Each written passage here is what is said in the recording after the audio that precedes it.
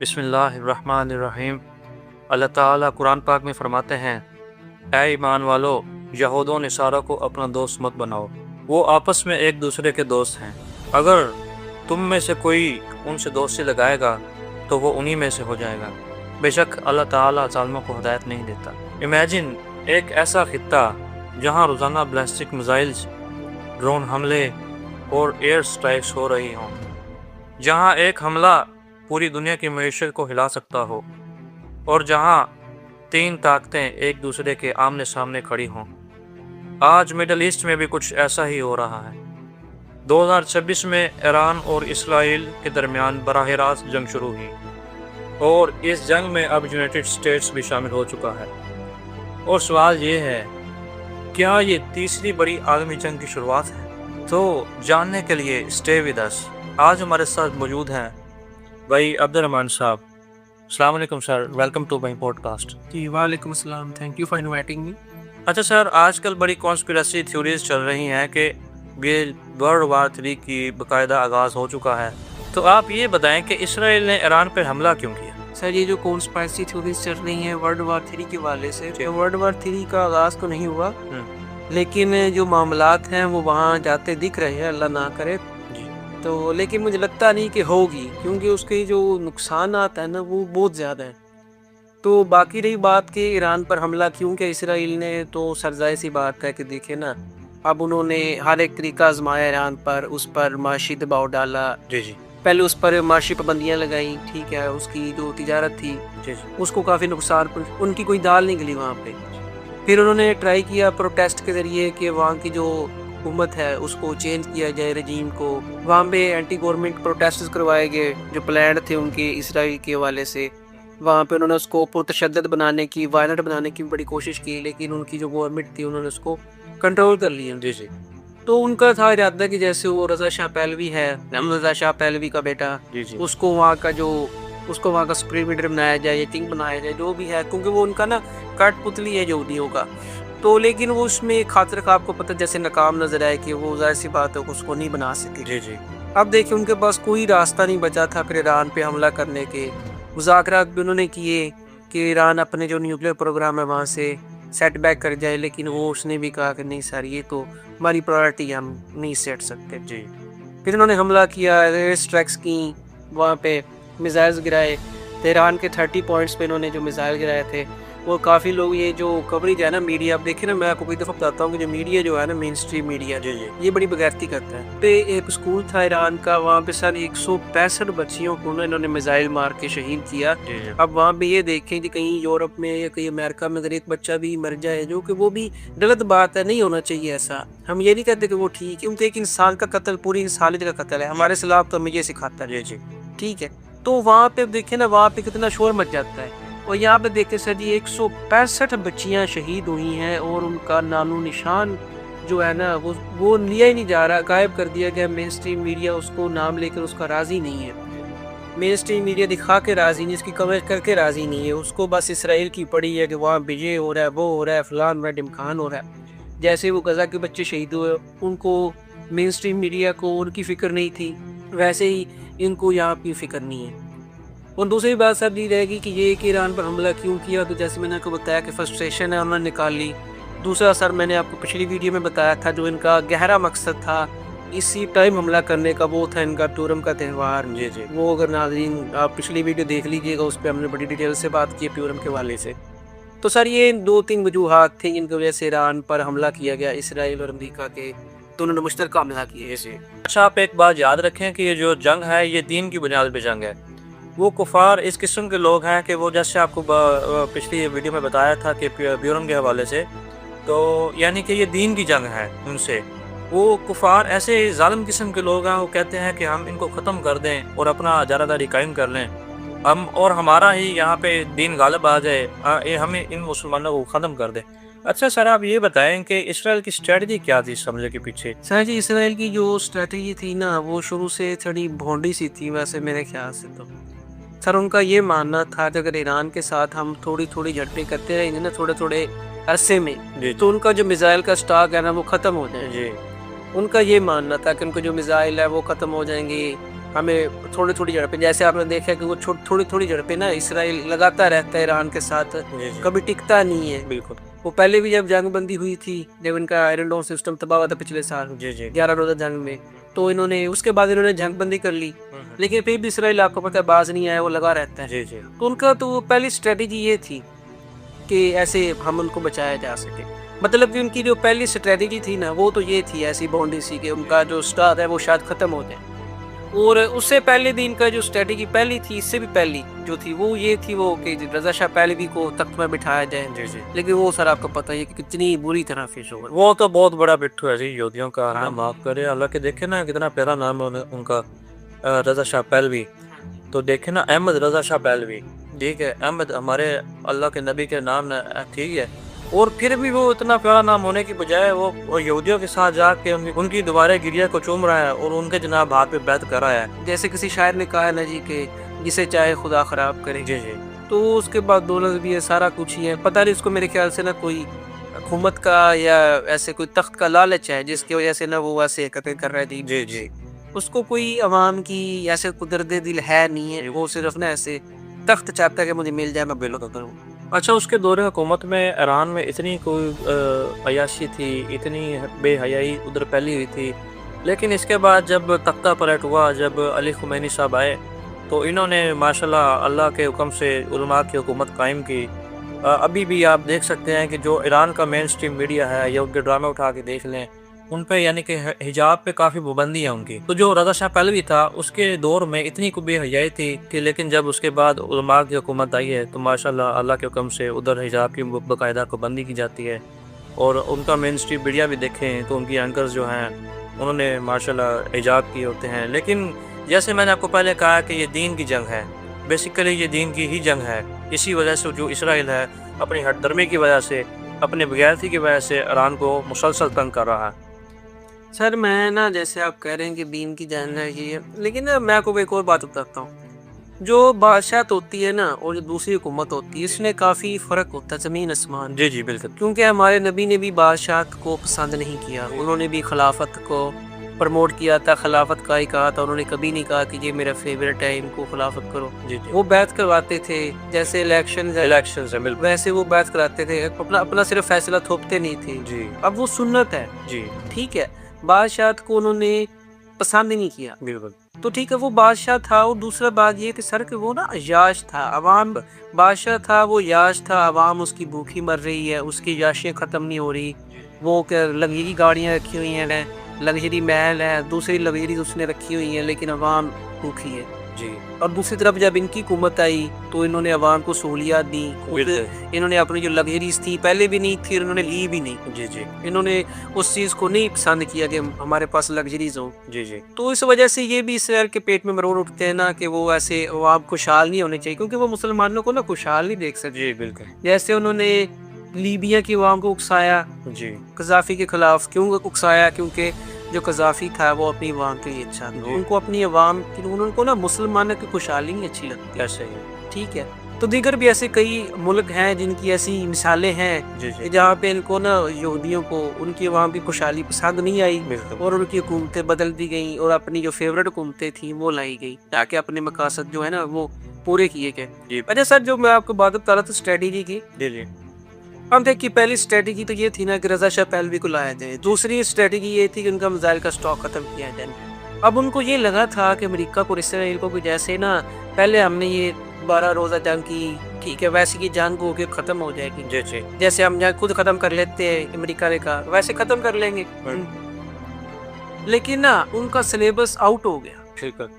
उनको out of syllabus question ये आ गया कि ईरान तो सीधा हो गया, ईरान हो गया इनको सीधा। ईरान ने कहा कि सर जी अब जंग की आपने शुरू की है, ख़त्म मैंने करनी। जी ख़त्म हम मैं आपको कोई गुलाम तो हो नहीं, कोई मैं आपका IMF से कदर तो लेता नहीं। जी जी तो ठीक है, मैं अब आपको ना तुलूंगा। अब भूख लगा रहा है ईरान, अभी तक लगा हुआ है, ठीक है, अल्लाह ने उसको इस्तकामत दी है, जी बिल्कुल। ठीक है। अब वो लगे हुए इसराइल को तबाह कर रहे हैं। अब अमेरिका को ना समझ नहीं आ रही और ना इसराइल को समझ आ रही कि यार अब हम क्या करें। जी क्योंकि जैसे मैंने आपकी पिछली वीडियो में भी बताया था कि ईरान के जो मिसाइल्स हैं ना जी, जी वो बड़े ना सस्ते बन रहे हैं। बस 20-20 हज़ार डॉलर्स के ना उनके मिसाइल हैं। और जो आगे से अमेरिका के और इसराइल का जो असला है ना वो बहुत महंगा है। वो 10-10 मिलियन डॉलर्स की मिसाइल है, ठीक है। इनका जो एक 20,000 वाला मिसाइल है ना, 10-20 मिलियन डॉलर वाले जो मिसाइल है ना, उसको नुकसान देता है इतना ज़्यादा कि वो अब पछता रहा है, अमेरिका भी इसराइल भी, कि हम फंस कहाँ गए। बिल्कुल। अब वो निकलना चाहते हैं लेकिन निकलने का रास्ता नहीं मिल रहा। जी जी। तो अब इसराइल पता क्या कर रहा है, वो सर के ये कर रहा है ना कि वो ना अरब जो ममालिक है ना गल्फ के, उनको आगे कर रहा है कि यार इनको ना मैं इससे ना धकेल धकूल के खींच खूंच के ना इस जंग में ले आऊं। जी ऐसे ही है। जैसे आपने सुना होगा कि सऊदी अरब में जो अरामको की फैक्ट्री थी वहाँ पे मिसाइल गिरा है। जी जी। अब ईरान ने इस चीज़ की तरदीद कर दी कि सर ये मिसाइल हमने नहीं गिराया है। ईरान ने कहा है बिल्कुल मैंने जो हमले किए हैं वो मैं मानता हूँ, लेकिन अरामको वाला हमला मैंने नहीं करवाया। जी जी, उन्होंने जो भी हमले किए ना सर, उन्होंने किए अमेरिकन बेसिस। जी जी। जैसे मैंने आपको बताया था कि कतर का जो रडार है जी जी। 1.1 बिलियन डॉलर्स की वर्थ थी, उसको उन्होंने तबाह किया, जी। ठीक है, जो इनका बनता था, अच्छी बात है। लेकिन इन्होंने उनकी आबादी पर, एयरपोर्ट्स पर और दीगर मामलात पर ना इन्होंने कोई मिसाइल नहीं गिराया। जी जी। उन्होंने सिर्फ अमेरिकन बेसिस पे मिसाइल कराए। तो अब इन्होंने नहीं गिराया तो मिसाइल आया कहाँ से? जी जी। सर वो मिसाइल है इसराइल से, बिल्कुल। ठीक है। अब जो अरब ममालिक है ना वो इसलिए नहीं बता रहे क्योंकि उनको अमेरिका ने मना किया। जी, हालांकि मोसाद के 3-4 जो एजेंट्स है ना वहाँ से पकड़े थे। जी 3-4 नहीं 12 एजेंट्स पकड़े गए कतर से और सऊदी अरब से। अमेरिकन जो सर सफारत खाना है उधर ऐसी है, उसको आग लगी और 3-4 वहाँ पे एजेंट्स पकड़े गए मोसाद के। लेकिन आपको पता है कि अमेरिका के कहने पर जो गल्फ कंट्रीज है उन्होंने कुछ नहीं कहा, चुपचाप उनको ना वापस इसराइल भेज दिया। जी अब जो स्ट्रेटेजी थी ना इसकी इसराइल की इस जंग से निकलने की ईरान की, उसका इरादा ये था कि अरब ममालिक और ईरान को एक दूसरे के खिलाफ किया जाए। अब सर इन्होंने एक और काम किया, इन्होंने ये किया कि ना एक खबर लीक करवाई कि ट्रंप ने ईरान पर हमला किया सऊदी वलीअहद के कहने पर। जी, यानी कि उनको फंसाने की कोशिश की जा रही है। जी जी, अब उससे ये इन्होंने खबर इसलिए लीक की ताकि जो ईरान है ना वो भड़क जाए सऊदी अरब पर कि जी सऊदी अरब के वली अहद ने ऐसा कहा है। हालांकि सऊदी अरब के वली अहद शुरू से कह रहे हैं कि भाई हम इस हमले के खिलाफ हैं, ये हमला नहीं होना चाहिए।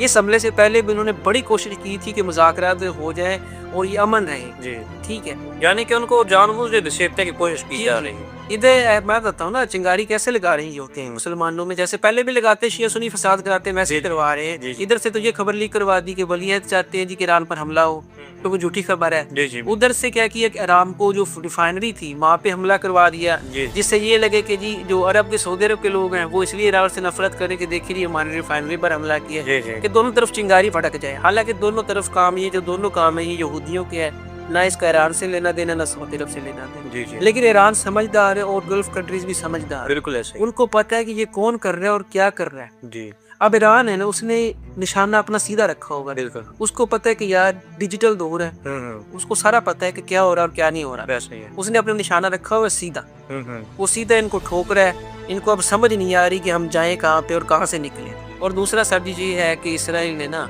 जो दूसरे ममालिक हैं जैसे कतर हो गया, उर्दन हो गया, ओमान हो गया, बहरीन हो गया, इनको ना बड़ा भड़काया कि जी ईरान आप पे हमले कर रहा है, ये कर रहा है, वो कर रहा है। तो उन्होंने कहा सर जी हम न्यूट्रल रहें, बिल्कुल। जी जी। हम तो इस जंग में कूदेंगे नहीं, हम सिर्फ आपको बेसिस दे दी है ना, यही हमारा एहसान समझे। जी जी, वो भी उनके गले का तोक बना पड़ा है। जी सर जी, वो भी ना सर जी वो भी ना उनकी इन्वेस्टमेंट्स है उनकी वजह से वो मजबूर है, बंधे हुए हैं, ठीक है। नहीं तो वो भी खुद राजी नहीं है इस पंगे में पड़ने के, वो चाहते हैं कि जी अमन हो हमारे गल्फ में। लेकिन जाहिर सी बात इसराइल नहीं चाहता। इसराइल कहता है कि सर जी खित्ते में ना आग लगी रहे, ये सब आपस में लड़ते रहे, मरते रहे, इनके नुकसान होता है, क्योंकि उसको खुशी मिलती है कि जब मुसलमान आपस में लड़ते हैं।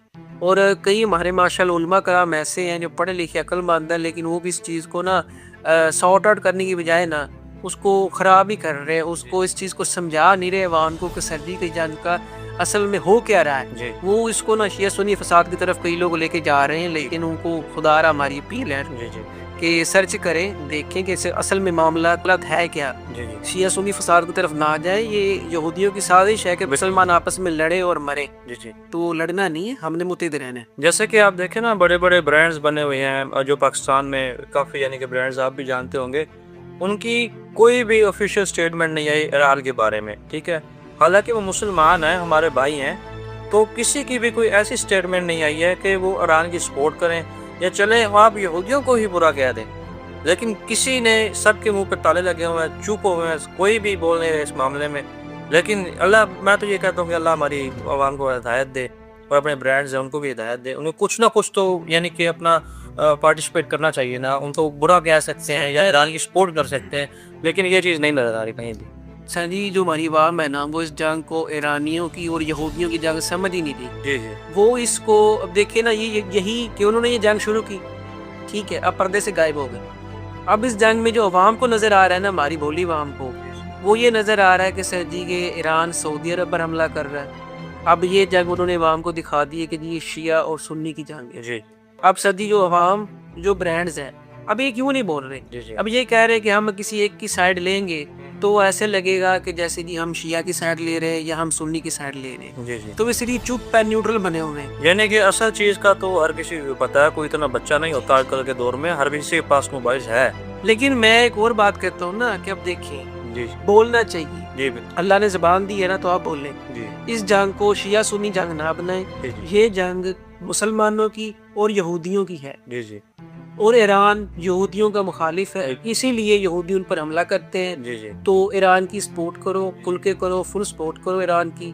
तो इसलिए इससे आप घबराए मत। आप अगर ईरान की सपोर्ट करेंगे तो आपको कोई बुरा नहीं कहेगा।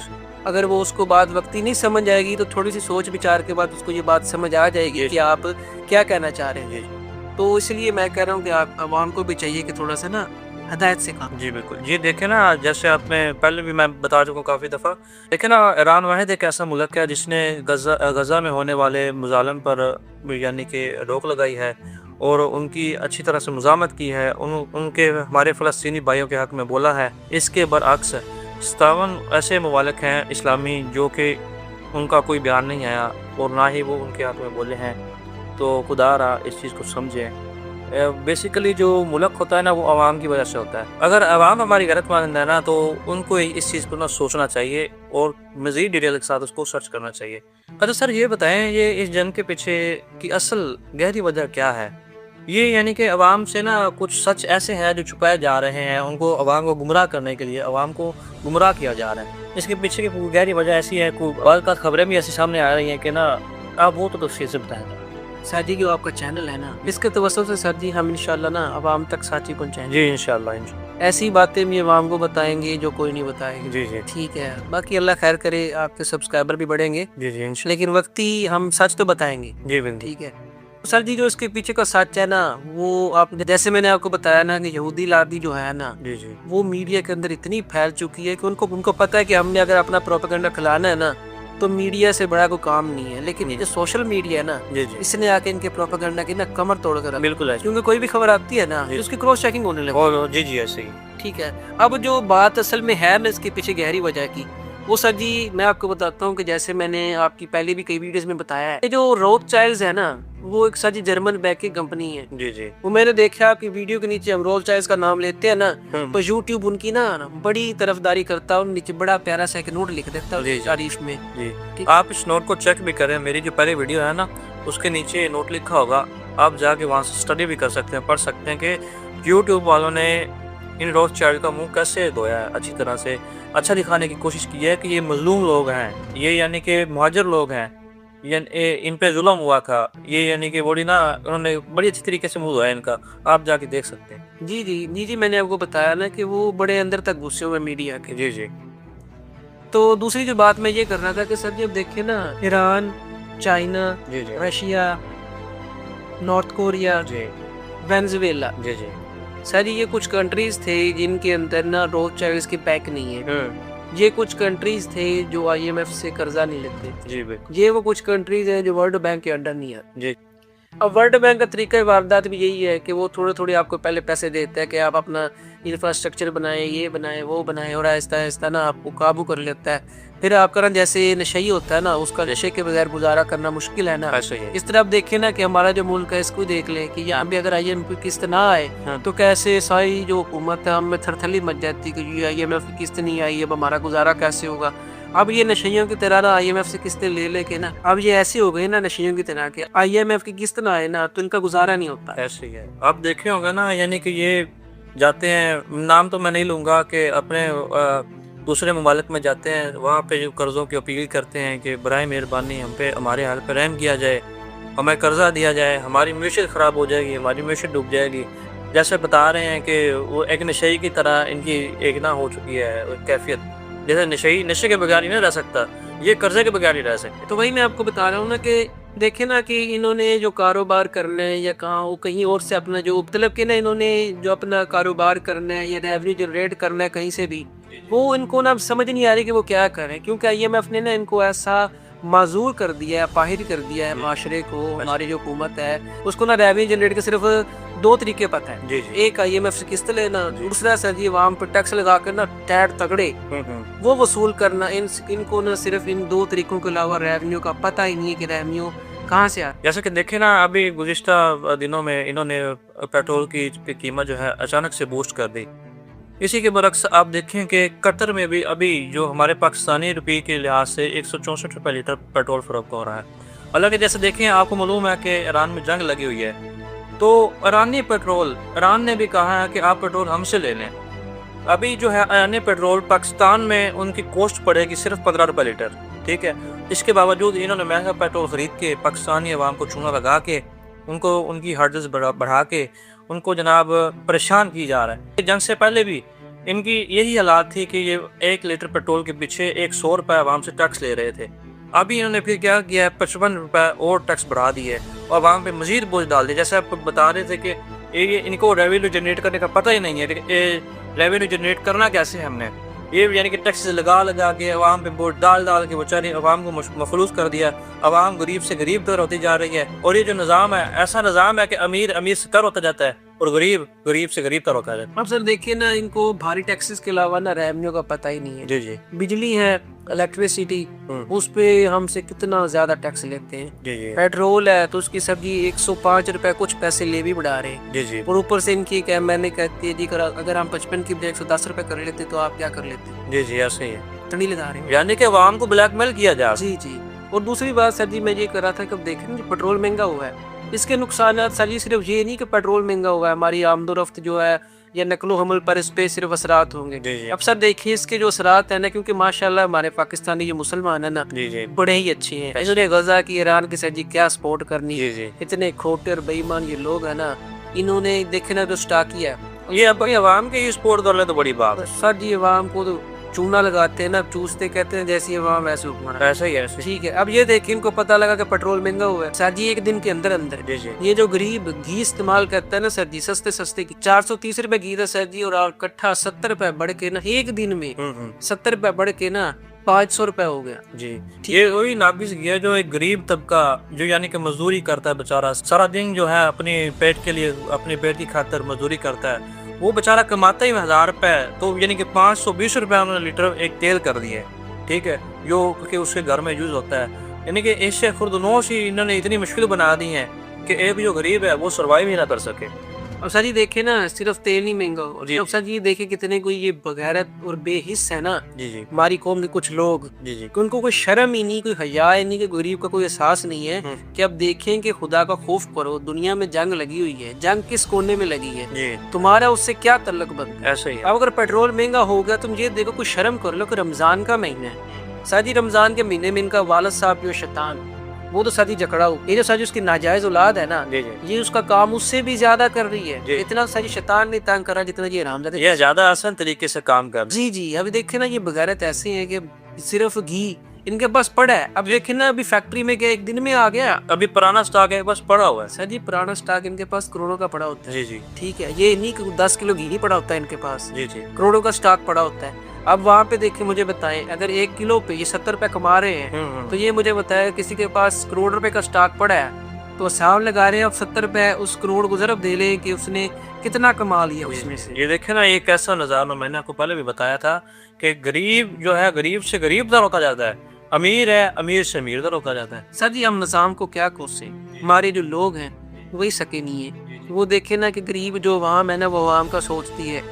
ईरान में ना एक वीडियो आई थी कि सर जी वो एक आदमी था वो सब्जी बेच रहा था, उसने कहा था भाई कोई जिसके पास सब्जी के पैसे नहीं है ना तुम ले जाओ, मैं सब्जी बांट दूंगा अल्लाह की राह में, कोई बात नहीं, मुश्किल हालात में कौम ऐसे काम करती है। हमारी कौम में साथी कुछ लोग इतने घटिया है ना, इनको पता लग जाए ना कल क़यामत है, ये मुसल्ले तस्बियां टोपियां महंगी कर दे नहीं करके बेच और खुद उम्रे को निकल जाएंगे, याद करने चले जाएंगे कि हम तो बख्शे जाएंगे।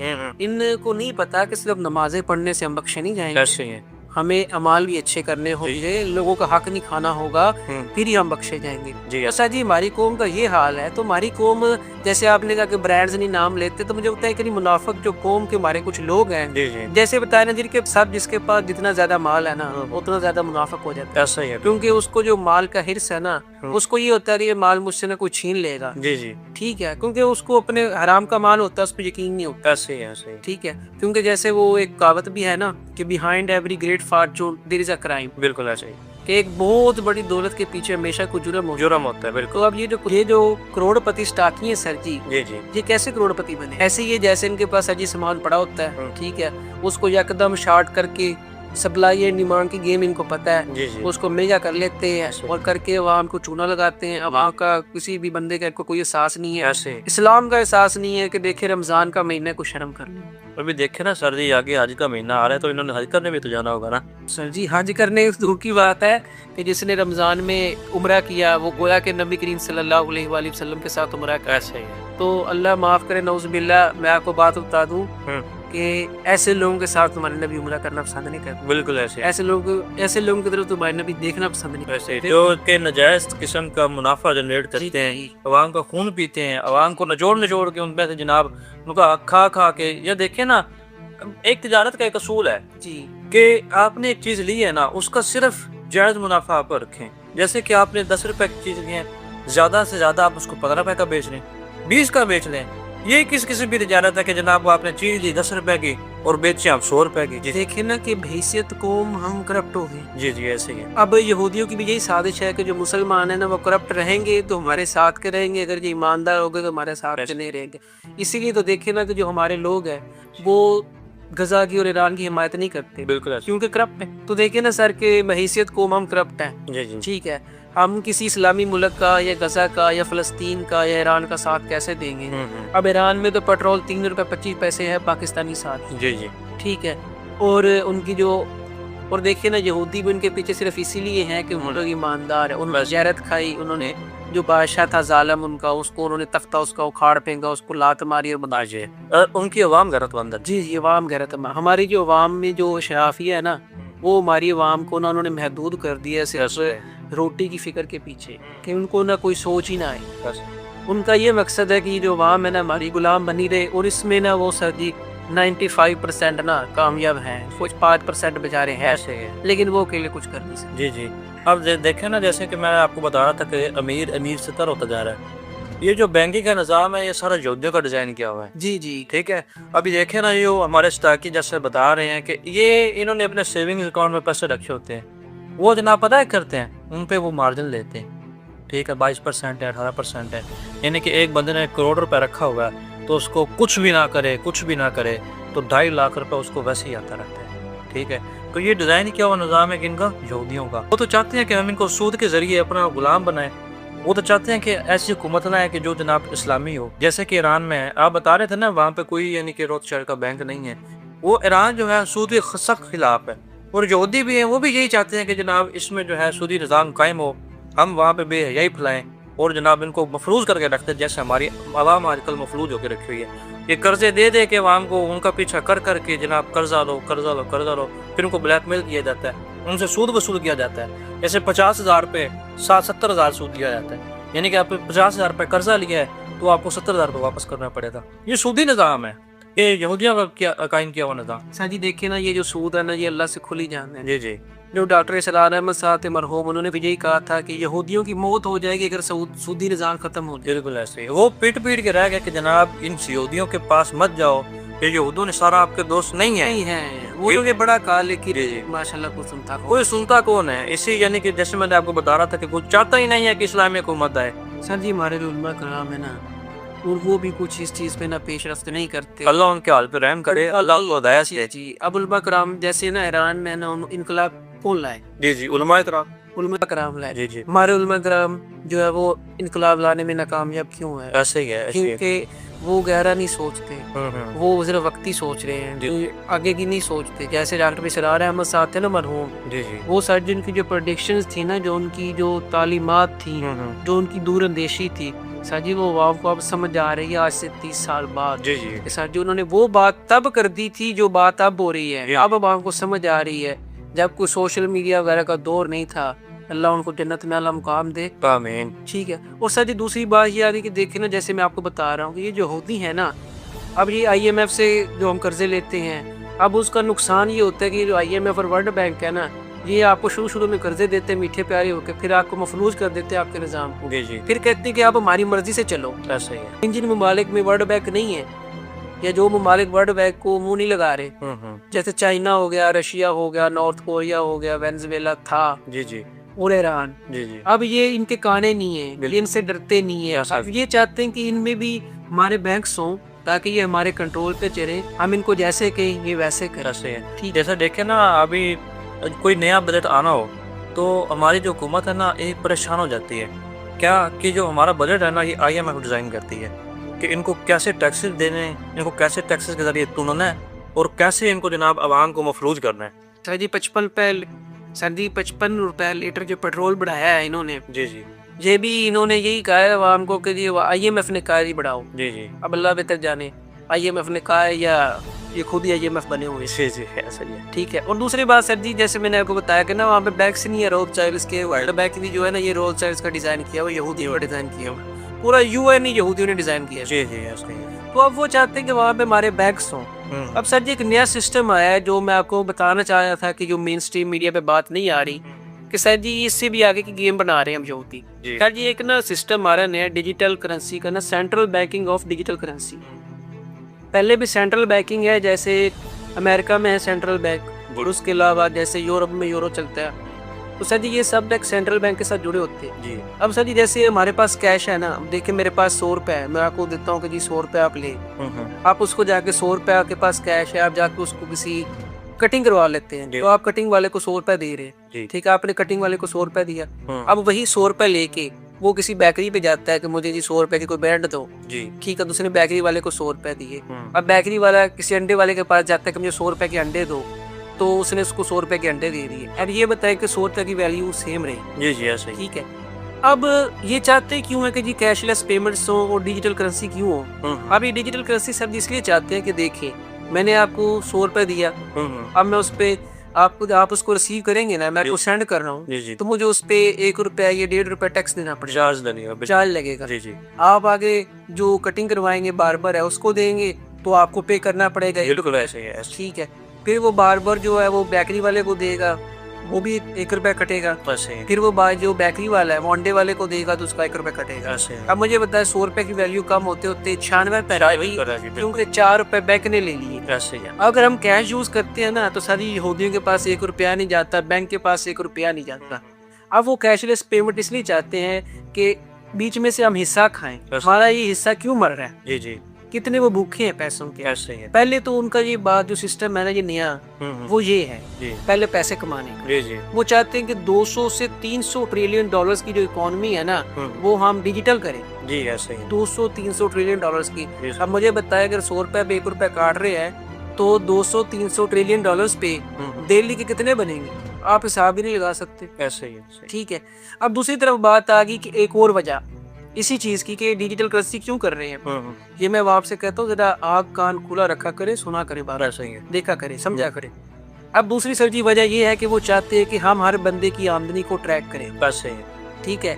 अब मुझे बताएं कि अगर आपके पास कैश होगा, आप उससे जाके जो मर्जी चीज खरीदे, आपके पास आजादी है। ठीक है। अगर आपके पास कैश नहीं है, आपके पास बैंकिंग सिस्टम है, तो आप सिर्फ वहीं से चीज खरीद सकेंगे जहाँ पे वो ऐप अलो करेगी। आप सब्जी वाले के पास जाएंगे, उसके पास अलो नहीं है, जी जी, वो आप वहां से चीज नहीं खरीद नहीं खरीद सकते। बिल्कुल। आपको मार्ट जाना पड़ेगा। आप मार्ट में जाएंगे, वहां से आपको प्रोसेस्ड फूड खरीदना पड़ेगा, ऐसे ही। क्योंकि मार्ट के अलावा आपका जो सिस्टम है ऑनलाइन का वो नहीं चल रहा। नहीं चल। ठीक है। एक सब्जी वाले वेंडर के पास नहीं है। जी अगर आप कोई और चीज लेना चाहते हैं, फ्रूट लेना चाहते हैं, तो वो भी आपको वहां से खरीदना पड़ेगा जहाँ पे उसका सिस्टम होगा। जहाँ पे उसका सिस्टम नहीं, आप नहीं खरीद सकते। ऐसे ही है। ठीक है। अब उससे क्या हुआ कि आपकी चीजें खरीदने की आजादी, अब सिर्फ आप सिलेक्टेड जगहों से सिलेक्टेड चीजें खरीद सकते हैं ऐसे ही है। जो कि उस पर अवेलेबल होगी। अब दूसरी बात सर जी, जो इससे भी बड़ी और गहरी वजह है ना, जो वहाँ अक्सर समझती नहीं हमारी, वो सर जी बात ये है कि जैसे बिल गेट्स और दीगर मिलियनर्स हैं ना, वो सर जी, अब सर जी मुझे ये बताएं, ये जो बिल गेट्स है इसका क्या काम है, ये क्या काम करता है? ये सर जैसे कि आवाम भी जानते होगी शायद, तो ये टाइप का बंदा है, इसने विंडो मेरे ख्याल में बनाई है। जी जी। अब ये टेक का बनता है। अब सर जी मुझे ये बताएं कि इसका बीज वाली जो कंपनियां हैं कि बीज बनाती हैं, ये बीज की जो अल्ट्रेशन करती हैं, डीएनए अल्ट्रेशन जिन्हें हम कहते हैं, वो कर रही हैं, जी जी या जो लैब्स में मीट बन रहा है बगैर एनिमल्स के टिश्यू से बन रहा है, जी जी वो इन दोनों कंपनियों में इसका कोई काम बनता है? नहीं सर, देखे ना, जैसे कि आपने कहा है कि ये टेक का बंद है, जी जी। तो बीज में ये क्यों इन्वेस्ट करें? सर जी बात ये है कि ये भी यहूदियों का निज़ाम है कि जैसे निशानी है ना कि जब दज्जाल कहेगा कि जिस इलाके में कहेगा वहाँ पे फसल होगी, जिस इलाके में कहेगा वहाँ पे फसल नहीं, बिल्कुल ऐसे ही है, जहाँ पे वो चाहेगा बारिश होगी, जहाँ पे वो चाहेगा बारिश नहीं होगी। ऐसे ही है। ठीक है। अब ये सर जी दज्जाल के गुलाम है। बिल्कुल। बिल गेट्स जैसे मैंने को बताया एप्स्टीन फाइल्स में था, जी ठीक है, उसके बड़े गहरे राज हैं, तो यहूदी उसको इस्तेमाल कर रहे हैं, वो यहूदी के कंट्रोल में है, सीक्रेट सोसाइटीज़ हैं, उनका वो हिस्सा है। ठीक है, उसके बारे में डिटेल में कभी बात करेंगे। तो सर जी वो उनमें हिस्सा इसलिए ले रहे हैं कि ताकि जो बीज है ना उसको सर जी वो ना अल्टर करेंगे उसका डीएनए। ठीक है, अब वो क्या होगा कि जैसे मिसाल दे रहा हूँ, पाकिस्तान है, अब ये उस जाली निज़ाम को नहीं कबूल करता, तो वो उसको ऐसे बीज देंगे कि जिससे फसल नहीं होगी। जी ऐसे ही है। और जो दज्जाली निज़ाम को कबूल करता है उसको वो ऐसे बीज देंगे कि जिससे बड़ी भरपूर फसल होगी। वैसे ही है। तो देखेंगे वो दज्जाल वाली जो बात है, जो पेश गोई है, वो साबित होगी। जो जाल के लिए ये दो है ना रास्ता आसान का। दज्जाल के गुलाम है।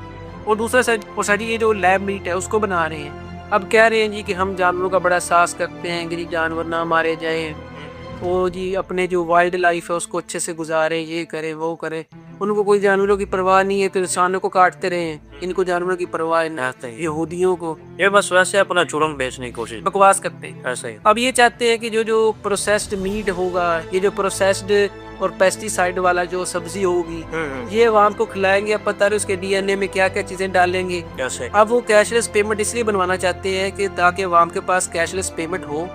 अब आवाम के पास फिर उनको ये सिर्फ होगा कि जी आपने ये चीज खरीदनी है, ये चीज नहीं खरीद सकते आप, अब आपके पास कैश नहीं, आपकी सैलरी चलेगी। अब आप कहेंगे जी मैं फ्रेश मीट लूं, आप फ्रेश मीट नहीं खरीद सकेंगे, आप जो उनका लैब वाला मीट है वो खरीदना पड़ेगा, वो खाएंगे आप। अब मुझे पता है वो नेचुरल मीट नहीं है, वो पता नहीं आपको क्या बना देता है, आपको कमजोर कर सकता है, आपको कोई बीमारी दे सकता है।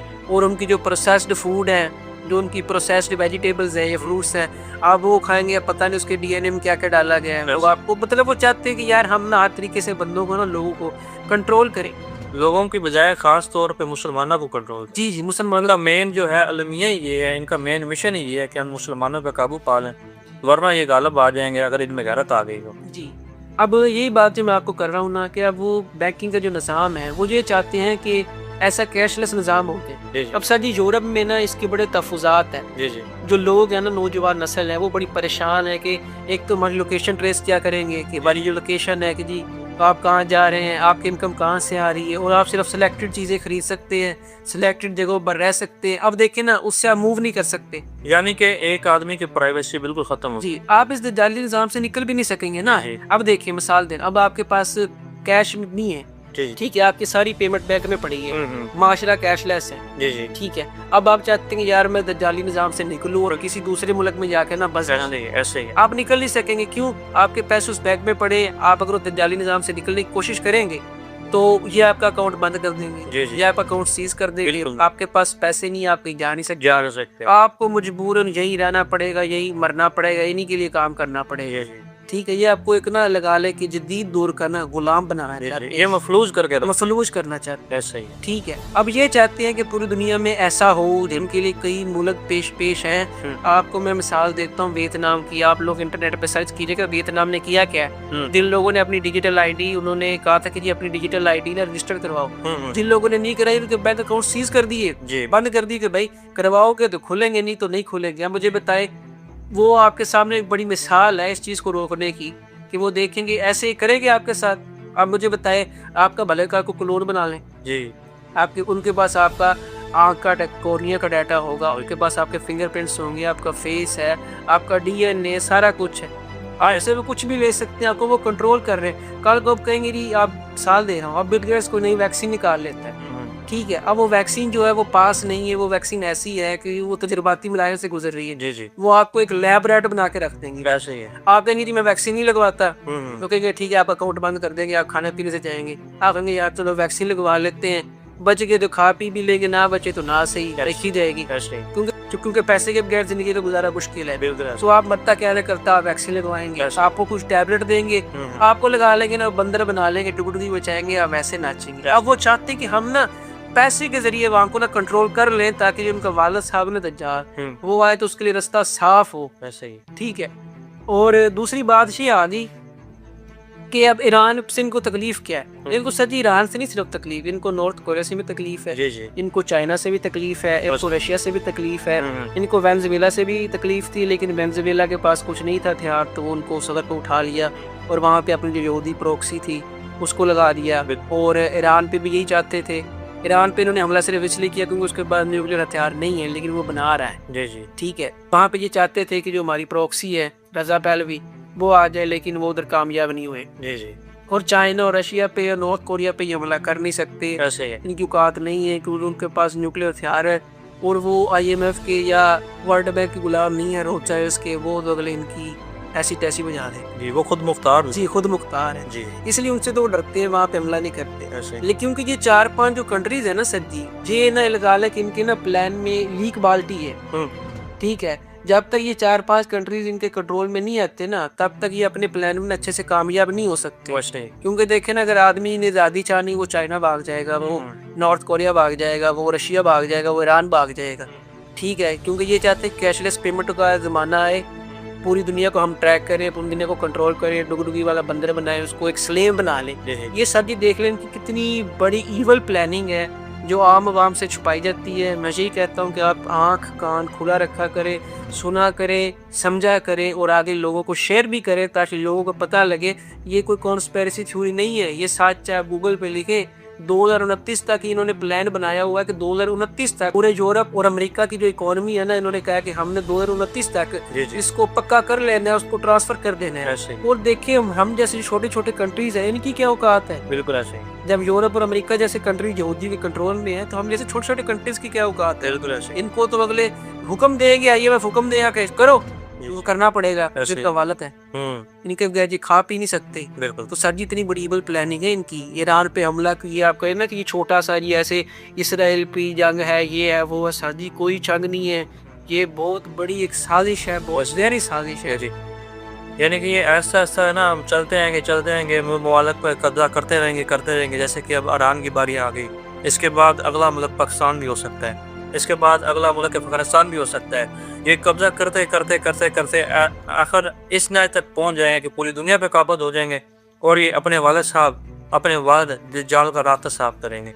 तो सर वो ये चाहते हैं कि ये जो लोग हैं ना हमारे, ये गुलाम बन जाएं और इस चेन से कभी निकल ना सके। ठीक है। कि ये सर जिंदगी हमारे काम करें, इनकी नस्लें भी हमारे काम करें और जदीद लगा लेंगे ना स्लेव आप लोगों को ना, ये बनाना चाहते हैं। तो ये बैकिंग का जो निज़ाम है ना, ये कह रहे हैं कि जी हम 2029 तक ना इसको अमल में ले आएंगे और इसका काम शुरू कर देंगे। तो ये जो बड़े बड़े कंट्रीज है, यूरोप हो गया, इतनी बड़ी इकोनॉमी है, अमेरिका हो, इतनी बड़ी इकोनॉमी है, अगर ये इनको कंट्रोल कर सकते हैं तो हम जैसे छोटे छोटे मुल्कों की क्या औकात है। ऐसे ही इनको तो ये कहेंगे, बस हुक्म देंगे कि बेटा ये काम करोगे, कोई करना पड़ेगा, क्योंकि हम तो वर्ल्ड बैंक के गुलाम हैं, उनके बगैर हम चल नहीं सकते। जी जी तो ये सर जी जो मैं आपको बता रहा था ना कि जो गहरी और तशवीशनाक जो वजह है ना, मैं वाम से भी कहता हूँ कि आप आँख कान खुला रखा करें। ये बड़ी गहरी साजिश होती है इनकी। हम छोटी सी बात समझ लेते हैं कि ये ऐसी जंग है वैसी जंग है, ये इतनी आम सी बात नहीं होती, बड़ी गहरी वजह होती है। आप इसको चेक किया करें।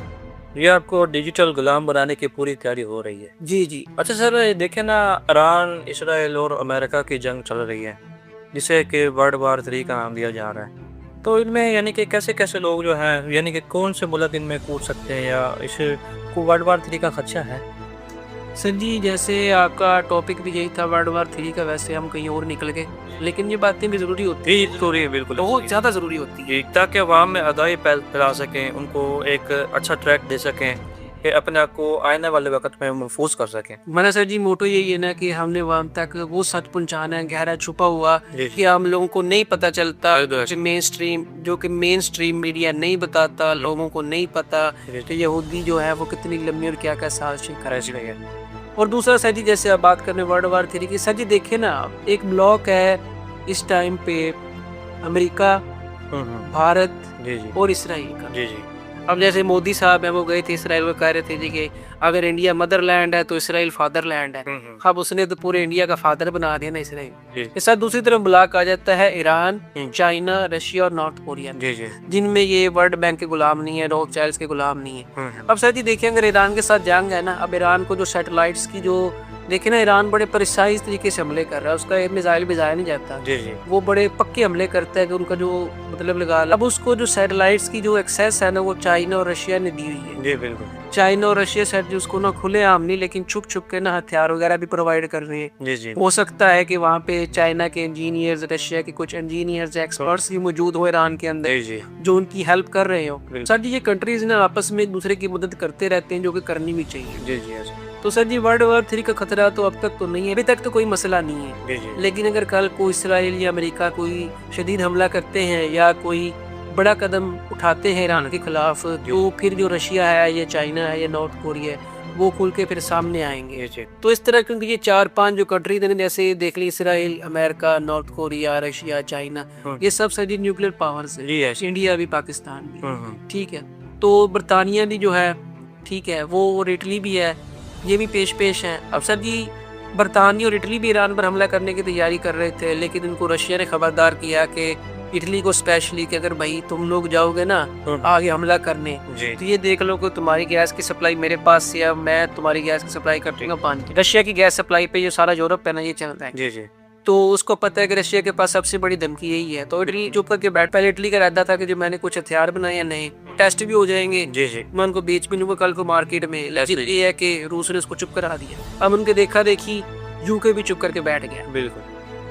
अब दूसरी तरफ बात आ जाती है कि वर्ल्ड वॉर 3 के खतरे की। जी जी अब जैसे मैंने कहा कि अगर अमेरिका और इसराइल कोई बड़ा कदम उठाएंगे, तो रशिया और जो चाइना है जी या नॉर्थ कोरिया, उनको भी बाहर आना पड़ेगा, खुल कर सामने जी खुल के सामने आएंगे। तो फिर कोई जंग का खतरा बन सकता है। जी जी लेकिन अल्लाह ना करे ऐसा बने, क्योंकि जो न्यूक्लियर जंग है, वो अगर किसी कंट्री पे भी न्यूक्लियर साजी बम गिरता है ना, जी जी तो पूरी जो दुनिया है ना, पूरा खित्ता है, जी उसका नुकसान है। नया सर जी एक ना आई से शुरू हो जाएगा, ऐसे। क्योंकि इसके बाद जो इसके पार्टिकल्स धुएंगे वो इतने ज्यादा और इतने सालों के लिए फैल जाएंगे ना कि सूरज की एक किरण भी जमीन पर नहीं पहुंचेगी, जी जी और खेती बाड़ी दूर छोड़े सर इंसान भी नहीं जी सकेगा। पीने का पानी भी मुयस्सर नहीं होगा हमें। जी तो ऐसा ही है सर जी, लेकिन मुझे उम्मीद है कि ऐसा ये जो कंट्रीज है ना, ऐसे इतना बड़ा कदम नहीं उठाएंगे, जी जी क्योंकि इनकी भी मौत है। ऐसा ही है। ठीक है।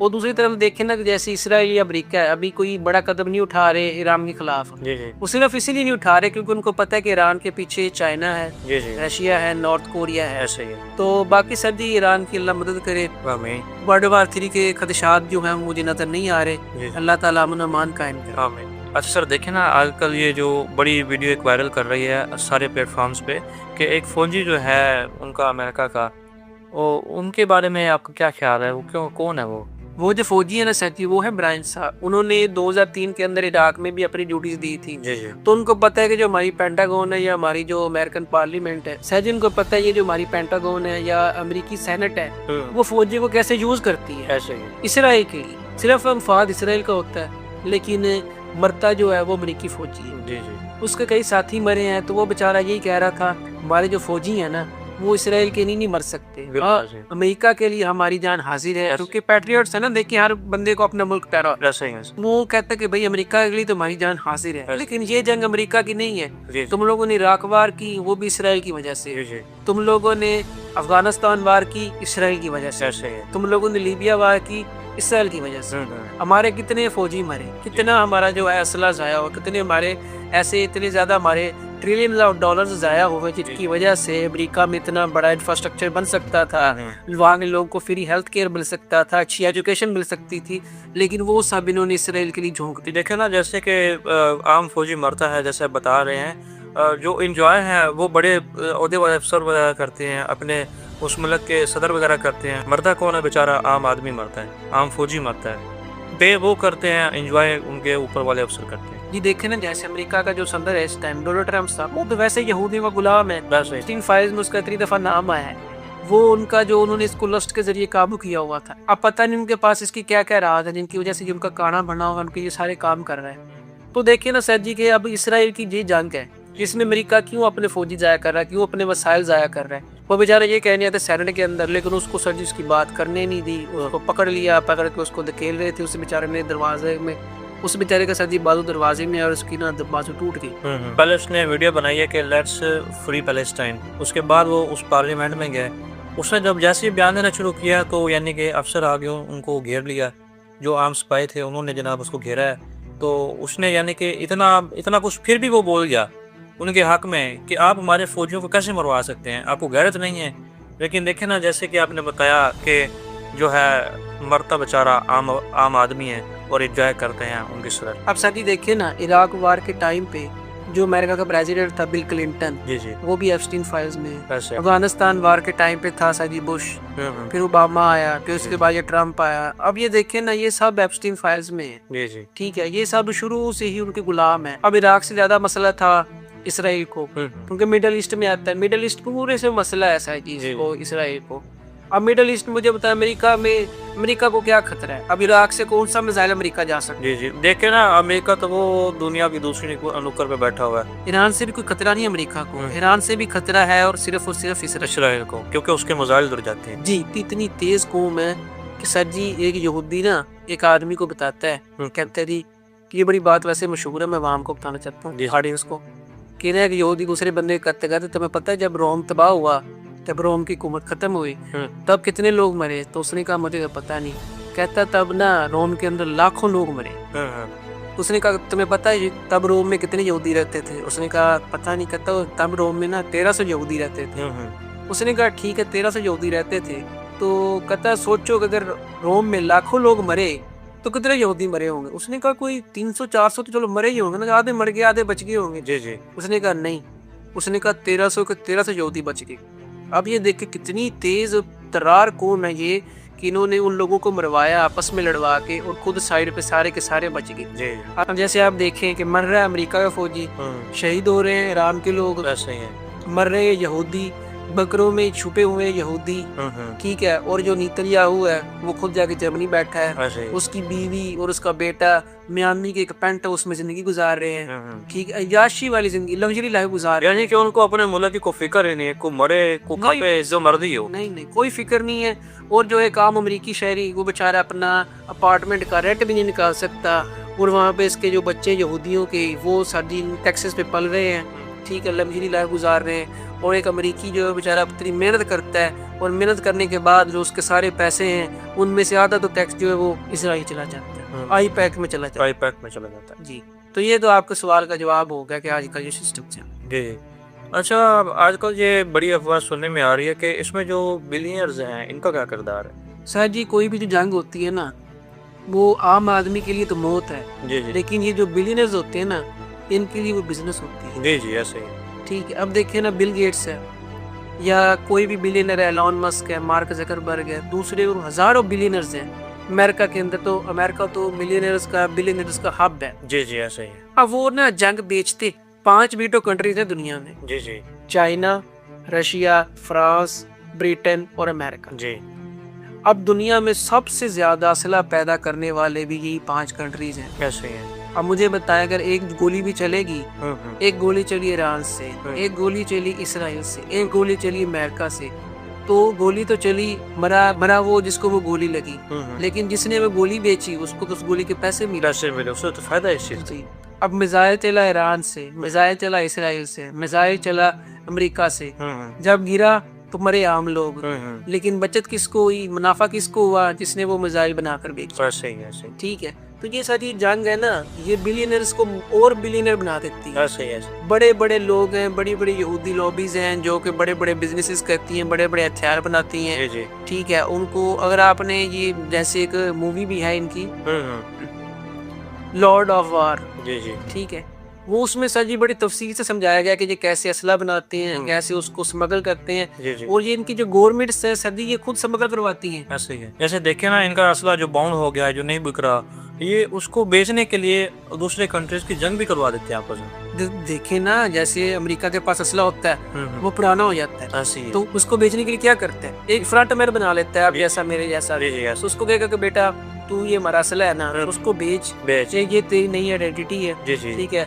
तू क्या करेगा, तो तू बेटा अफ्रीका के किसी वार लॉर्ड को ठीक है, मैक्सिको के किसी ड्रग कार्टेल को तुम्हारा ये असला बेच, ऐसे ही है। वो खुद तो बेचेंगे नहीं, सामने नहीं आएंगे, लेकिन बड़े बड़े जो फौजी अफसरान हैं, जो बड़े बड़े कॉन्ट्रैक्टर्स हैं, बड़े बड़े जो सेंटर्स हैं अमेरिका के या दूसरे ममालिक के, वो इसमें शामिल होते हैं, वो उनका फ्रंटमैन होता है। ऐसे ही ठीक है, अब वो जाएगा उनके पास, डील करेगा, खुद को एक इंडिपेंडेंट शो करेगा, अपना बिजनेसमैन, इंडिपेंडेंट बिजनेसमैन शो करेगा खुद को, उनको असला बेचेगा। अब देखें ना, जो भी कार्टल्स हैं, जो बड़े ड्रग लॉर्ड्स हैं अफ्रीका में, जो कुछ हो रहा है, अब मुझे ये बताएं कि जो ड्रग लॉर्ड्स होते हैं या कार्टल्स वाले होते हैं, खासतौर पर मैक्सिको में बड़े ड्रग कार्टल्स हैं। जी रिसेंट भी एक बहुत बड़ा इन्होंने ड्रग कार्टल का जो माफिया था, ये जो अलमांचो पिछले दिनों में देखा रहा है, वो उनके पास भी अमेरिकन वेपन, उनके पास इन्होंने देखा तो 80% उनके पास मैथन वेपन्स थे, वो बड़े ही जदीद, जी जी, जो कि उधर आम आदमी के पास नहीं। अमेरिका के अंदर भी जो फौजी हैं उनके पास भी शायद वो ना हो, जी जी ऐसे ही, वो उनके पास थी। जैसे बताया ना आपको कि कोई उनका जो असला ब्लॉक हो जाता है, वो उनको जनाब आगे भेज देते हैं। संजी ब्लॉक भी होता है, और एक और भी चीज है, इन्होंने कोई नया चीज बनाते हैं ना, नई बंदूक बनाई, नई गोली बनाई, नया कोई मिसाइल बनाया, उसको उन्होंने टेस्ट भी करना होता है ना, तो ऐसे ब्लैक मार्केट में बेच देते हैं, उसको ब्लैक मार्केट में बेच देते हैं। उससे क्या होता है, लोग मरेंगे, इनको क्या है, इनका असला टेस्ट हो गया। उसकी सारी वीडियोस होती हैं, फिर ये जो उनको बायर्स होते हैं ना इनके, उनको दिखाते हैं कि देखो ये गोली कितनी असरदार है, इसने मारा, ये बंदा 2 मिनट में मर गया, ये मिसाइल ने इतने लोगों को मार दी, ये आरपीजी इतनी अच्छी है, तो वो सब जो उसको डेमो बनाते हैं। इतने शफाक लोग हैं। जी जी, ऐसे क्या बता रहे हैं कि काफ़ी शफाक किस्म के लोग हैं। बाद का ऐसा होता है कि अगर कोई जैसे कि ड्रग लॉर्ड नहीं भी इनका सामान लेता है ना, तो ये अपनी किसी प्रॉक्सी को भेज देते हैं। वो उनको यानी बेचते तो क्या ही है, वैसे ही दे देते हैं कि यार आप इन्हें टेस्ट करो। वो फिर आम वाम पर टेस्ट करते हैं। मरता कौन है बेचारा, आम आदमी। फ़ायदा किसको होता है, बिलिंगर को।